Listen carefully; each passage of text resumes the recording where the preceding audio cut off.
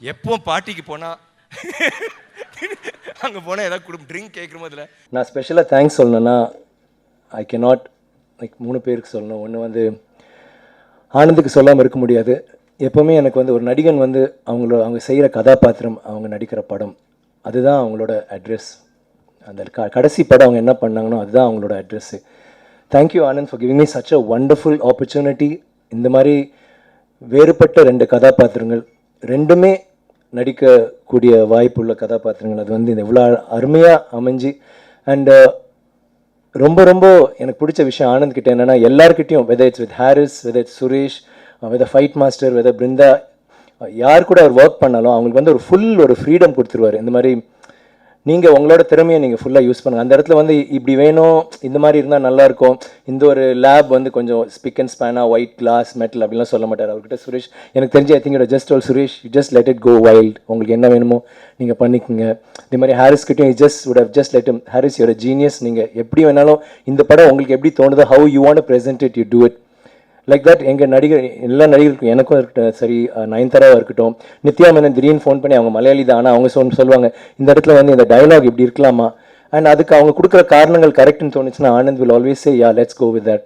And he's given that freedom. Thank you Anand. அந்த மாதிரி ஒரு ஃப்ரீடம் கொடுக்குற போது, லவ் மாதிரி ஒரு கதாபாத்திரம்லாம் ஒரு ரொம்ப மெலிதான ஒரு கோடு, அது ஓவராகவும் பண்ணலாம் இல்லை கம்மியாகவும் பண்ணி சொதப்பிடலாம். பட் எனக்கு வந்து ஒரு தைரியம், ஒரு ஃப்ரீடம், அந்த ஒரு பயங்கரமான ஒரு ஃப்ரீடம் கொடுத்தாரு அது பண்ணுற போது. எனக்கு வந்து நான் யாரோ ரொம்ப இன்ட்ரெஸ்டிங்காக கேள்வி கேட்டாங்க ப்ரெஸ் இதில், எந்த கேரக்டர் கஷ்டமாக இருந்துச்சுன்னு. நான் 2 கேரக்டருமே ஒரு கேரக்டர் தான் பார்த்தேன், லவ் அண்ட் அகிலன். எனக்கு வந்து 2 பேருமே வேறு மாதிரி இருக்கணும், அதுதான் எனக்கு நடிப்போட அந்த ஹோம்ஒர்க்காக இருந்துச்சு. லவ் எப்படி வின்னா பண்ணான்றதை விட அவங்ககிட்ட இருந்து அகிலன் எவ்வளோ டிஃப்ரெண்ட்டாக இருப்பான். 2 பேரும் ஒரு சாயல் கூட தெரியாமல், நார்மலாக பிரதர்ஸாக இருப்பாங்கன்னா ஃபாதர் சன்னாக இருப்பாங்க, அந்த மாதிரி இருக்கும். பட் அது ஒன்றுமே தெரியாமல் இருக்கிறதுக்கு ஒரு என்ன பண்ணலான்னு யோசிக்கிற போது அவரோட இன்புட்ஸ் எல்லாமே ரொம்ப ஒரு பலமாக இருந்துச்சு. நிறைய ஃப்ரீடம் கொடுத்தாரு. ஸோ எனக்கு வந்து அங்கே போகும்போது ஐ ஃபீல் லைக் லவ் ஒரு பயங்கரமான ஒரு ஸ்ட்ரென்த் இருக்கும். And I just enjoyed it. Thank you so much Anand. It's very very I mean enriching to work with somebody like that. And Shibu சொன்ன மாதிரி டைரெக்ஷன் மட்டும் இல்லாமல் அவர் எப்போவுமே, இப்போ நீங்கள் கூட சொன்னீங்க ஸ்பீச் வந்து அவ்வளோ ஃப்ளோவாக, he's equipped in everything. I mean ஒரு ரொம்ப சின்ன பையன் மாதிரி தோணும் அவர் பார்க்குறதுக்கு, but he's very sharp in everything. It's not just more then அவர் ஒரு நல்ல storyteller and a very intelligent storyteller. அது எப்படிலாம் கொடுக்கலாம் ஆடியன்ஸ்க்கு, எனக்கு ஒவ்வொரு ஸ்டைலையும் சொல்கிறார், இந்த இடத்துல இப்படி பண்ணலாம், ஆடியன்ஸ் வந்து இந்த இடத்துல வந்து அவங்க சிரிக்கணும், இந்த இடத்துல அவங்க கை தட்டணும், இப்படி பண்ணால் பயங்கர பிரமிப்பாக இருக்கும்.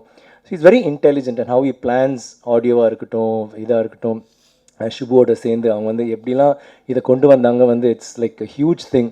So Anand, I think you been the biggest thing and I have to thank you for that. இந்த படத்தோட சக்ஸஸ்க்கு நான் கண்டிப்பாக தேங்க் பண்ணணும் அப்படின்னு பார்த்தீங்கன்னா, வெரி ஃபர்ஸ்ட் திங் வந்து தனியாக நான் மட்டும் உட்காந்தேன்னா, ஃபஸ்ட்டு இப்போ இந்த லவ் கேரக்டர் இந்த கதையாகவே இவ்வளோ பெரிய சக்ஸஸ் ஆயிருக்கு. ஸோ இது வந்து நான் தனியாக உட்காந்தேன்னா என்னால் இந்த கேரக்டரை யோசிக்க முடியாது. இதில் எனக்கு பெரிய அட்வான்டேஜ் என்னென்னா, நான் அரிமா நம்பி படம் பண்ணதுக்கப்புறம் வந்து விக்ரம் சார் வந்து படத்தை பார்த்து இந்த படம் வந்து ரொம்ப இன்டெலிஜென்ட்டாக இருக்குது, I think we should work together, ஏதாவது ஸ்கிரிப்ட் இருக்கான்னு அப்போ கேட்டார். உண்மையிலே எங்கிட்ட ஸ்கிரிப்ட் இல்லை, சும்மா ஒரு ஐடியா மட்டும் இருந்தது. நான் அவர்கிட்ட சொன்னதே என்னென்னா, சார் இந்த மாதிரி ஒன்று இருக்கும் சார், 5 நிமிஷத்துக்கு இப்படி ஆகும் சார், இப்படி ஆகும் சார், ஏதோ ஒன்று வளர்னேன், இது நல்லா இருக்கே அப்படின்னாரு. அதுலேருந்து கிரியேட் ஆகி எனக்கு என்னென்னா விக்ரம் சார் பண்ண இஷ்டப்படுறாரு. அப்போ அவர் இருக்கார் அப்படின்னா இந்த படத்தினால ஆடியன்ஸ் வந்து நீங்கள் ஒரு டேட்டை வச்சு என்ன பண்ணீங்க அப்படின்னு கண்டிப்பாக விக்ரம் சாருக்கு ஒரு அப்ரிசியேஷன் கிடைக்கக்கூடிய ஒரு படமாக தான் இருக்கணும் அப்படிங்கிறதுல மைண்டில் வச்சு தான் இந்த லவ் கேரக்டரை நான் கிரியேட் பண்ணேன். ஸோ அதனால் நீங்கள் ஒரு சீன் எழுதும்போது எல்லாமே நம்ம என்ன பண்ணுறாருன்னு யோசிக்கும் போது எனக்கு வந்து ஒரு ரைட்டராக ஒரு லிமிட்டேஷனே இல்லை. நீங்கள் வந்து விக்ரம் சார் பண்ணுறதுனால என்ன வேணால் பண்ணலாம், என்ன வேணால் எழுதலாம் அப்படின்ற மாதிரி ஒரு இஷ்டத்துக்கு எக்ஸ்ப்ளோர் பண்ணி அடிச்சு விட்டது தான் இந்த லவ்ங்கிற கேரக்டர். ஸோ விக்ரம் சார் இல்லை அப்படின்னா இந்த ஸ்கிரிப்டே மைண்டுக்கே வந்திருக்காது எனக்கு first. So he was the greatest inspiration. Because அவரோட ஆக்டிங் ஒரு 10-15 இயர்ஸாக நான் அவரோட பெர்ஃபார்மன்ஸ் டிஃப்ரெண்ட் ஃபிலிம்ஸில் பார்த்து அதனால இன்ஸ்பயர் ஆனது தான் இந்த லவ் கேரக்டர் அப்படின்னு சொல்லணும். So thank you so much sir for first inspiring me as a writer. Thank you so much.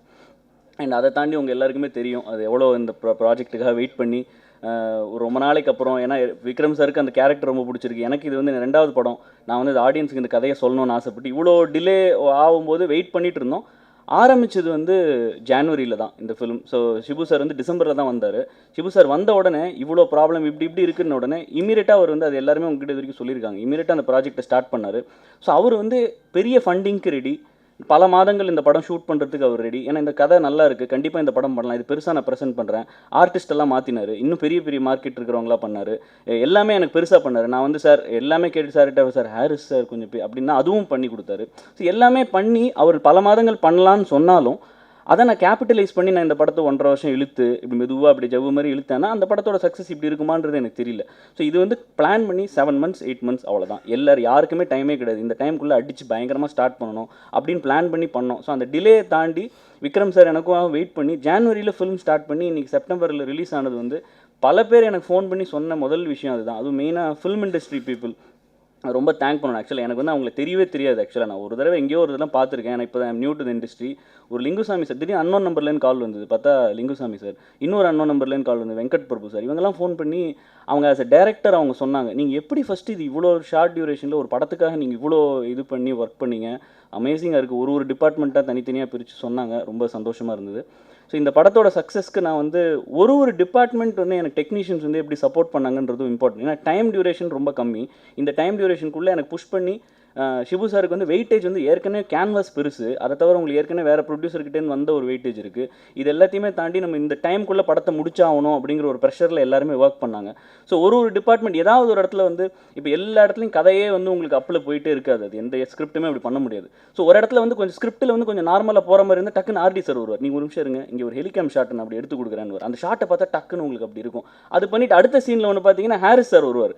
அவர் வந்து பயங்கரமாக கமர்ஷியலாக ஏதோ ஒன்று ஒரு ஆர்ஆர்லையும் மியூசிக்லையும் ஒன்று தூக்கி சரி ஒரு டிபார்ட்மெண்ட் அவரெல்லாம் ஃபஸ்ட்டு நான் சார் பார்க்கும்போது ஆர்ஆர் கூட பார்த்துட்டு நான் அவர்கிட்ட ஒரு தடவை சொன்னேன், சார் அந்த இடத்துல கமர்ஷியல் அப்படின்னா அவர் என்னை பார்த்துட்டு நீங்கள் அப்படியா நீங்கள் ஏதோ கிளாஸாக நீங்கள் படம் எடுக்க போகிறீங்கன்னு நினச்சி கமர்ஷியல்னா வெரி ஹாப்பி. பிகாஸ் எனக்கு ஹாரிஸ் சாரோட கமர்ஷியல்னு சொல்கிறது என்னென்னா மசாலா கிடையாது, ஒரு ஆடியன்ஸோட கனெக்ட் ஆகி ஒரு சீன்லேயே ஒன்றுமே இல்லைன்னா கூட ஆடியன்ஸ் எழுந்து கிளாப் தட்டுறாங்க தேட்டரில். இப்போ போனேன் வெற்றி தேட்டர் கமலாலாம் போனேன்.